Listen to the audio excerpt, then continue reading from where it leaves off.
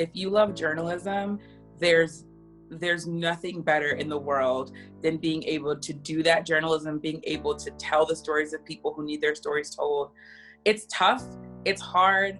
I have moved like 6 or 7 times. I moved to cities I didn't want to be in. I had to make new friends. I was cold. I was lonely. I had to call my girls on group chat to like make it through when I didn't have anyone in the cities that I was living in. But to me, it was worth the journey.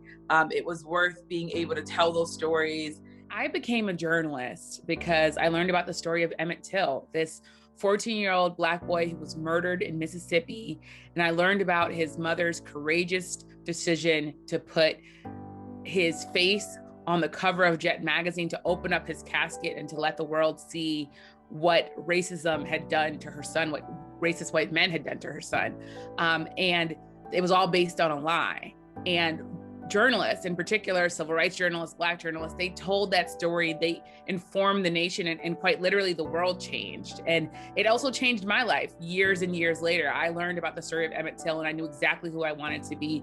I wanted to be a witness. I wanted to bring the hard truths to America. I wanted to be asking politicians and leaders and people in power about the fabric of our country, which includes how we as a country are going to move forward and continue to root out the racist parts of our country. I continue to be a journalist because I feel like I am very much serving my purpose every day, thinking about being a voice for the voiceless, every single day thinking about vulnerable populations who may never make it into the White House. When I'm crafting my questions for the president or for White House officials. Follow-up question is, one, if you could talk a little bit about which families, why they're being allowed to stay, what the families that are being allowed to stay, why they're being allowed to stay. In addition to that, when it comes to the filibuster, which is what Zeke was asking about, there's immigration is a big issue, of course, when it related to the filibuster, but there's also Republicans who are passing bill after bill trying to restrict voting rights. Chuck Schumer is calling it an existential threat to democracy. Why not back a filibuster rule that at least gets around issues including voting rights or immigration? Jim Clyburn, someone of course who you know very well, has backed the idea of a filibuster rule when it comes to civil rights and voting rights. Hi, Mr. President. Yamiche Alcindor with PBS NewsHour. On the campaign trail, you called yourself a nationalist. Some people saw that as emboldening white nationalists. Now people are also saying that the I don't know why you'd say that. That's such a racist question. There are some people that say that now the Republican Party is seen as supporting white nationalists because of your rhetoric. What do you make of that? I don't believe it. I don't know. Why do I have my highest poll numbers ever with African Americans? Why do I have among the highest poll numbers with African Americans? I mean, why do I have my highest poll numbers? That's such a racist question. Honestly, I mean, I know you have it written down and you're going to tell me. Let me tell you, it's a racist question. And Mr. President, I love it. You know what the word is? I love our country. I do. You have nationalists, you have globalists. I also love the world. And I don't mind helping the world, but we have to straighten out our country first. We have a lot of problems. And Excuse me. But to say that, what you said, is so insulting to me. It's a very terrible thing that you said. And Mr. President, people have you talked about middle class tax cuts on the campaign trail. How will you get Democrats to support that policy? Or you have to ask them. Well, hey, what's your plan for working with Democrats on a middle class tax plan? You know what my plan is? I'll ask them. I'm constantly thinking about the middle class Americans, working class Americans in neighborhoods who are busy, who are trying to survive, who are trying to thrive in this democracy, and who don't often have equal access to the pursuit of happiness and all the ideals that America says it really cherishes. So in some ways, I think being a journalist is so much about educating the population, informing people about how inequality exists and continues to course through our country, but also the world, and how it spreads across every sector, whether it's foreign policy or economics or transportation or education, or of course, healthcare in the middle of this pandemic. And we are, of course, dealing with a challenge with journalism. We are going through this era of misinformation, of disinformation, where people are seeking to mislead the American public on a regular basis, where people are making life and death decisions and sometimes basing that on a lie or on miscommunications or on people really trying to lead them astray in the middle of a pandemic and a racial reckoning.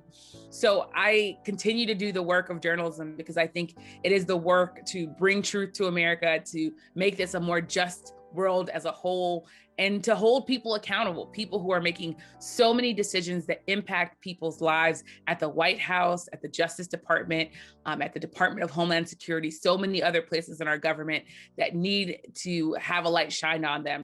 I'm honored and excited to receive this award for doing that work, for pushing for truth, for digging for justice. This is such a touching honor, and one that I am particularly grateful to receive during such historic and critical times. Previous recipients of this award, like Margaret Sullivan of the Washington Post and the great Jane Mayer of the New Yorker, are such important voices in a society and in the world. And I feel honored to be receiving this award following them. I'm also so grateful to so many other pioneering journalists who really paved the way for me, including Gwen Ifill, Judy Woodruff of the of the PBS NewsHour, Athalia Knight of the Washington Post, Lester Holt of NBC News, Nicole Hannah-Jones of the New York Times, and so many others blazing a trail. I'm also so honored to receive this award amid a sea of journalists doing such incredible reporting around the world and at the White House. I got into journalism after being inspired by the stories of civil rights journalists who pushed to hold American political leaders accountable, specifically in the 1950s and 60s, with such upheaval. I am blessed that in that same vein, I've had the opportunity and continue to have the opportunity to hold presidents and White Houses accountable. Over the last year, the nation has faced so many, many challenges. Then it's really underscored the need for clear-eyed, dogged reporting.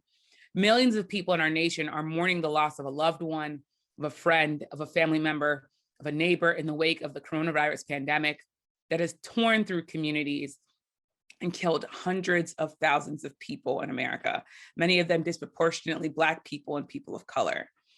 Millions of people have also had to face the deathly consequences of systemic racism. As a result, our nation has gone through and continues to go through a racial reckoning in the wake of the death of George Floyd, Ahmaud Arbery, Breonna Taylor, and so many, many more. We're also still processing the January 6th siege at the Capitol, following false accusations of voter fraud and the lie that the 2020 election, of course, was somehow rigged when in fact it was not. We are now looking at the dangers of white supremacy, not just to some communities, but to really our democracy as a whole. And at every step this year, it's become clearer and clearer that we need a vibrant press, a press that is allowed to dig for truth, to tell it like it is, and to directly push leaders and to seek them out when they are misleading the public. The last year has also taught us that we also have to value diversity in race and gender and socioeconomic backgrounds and geography. We have to not just hire, but promote generations of diverse journalists. It's not just a moral thing to do. It's the right thing to do. It's the way that you get the best journalism. Lastly, I've learned from my own experiences that we have to stand up for the truth, that we have to bring our full selves to journalism, and that we have to sometimes face down political leaders face to face directly to get at the truth. Thank you again.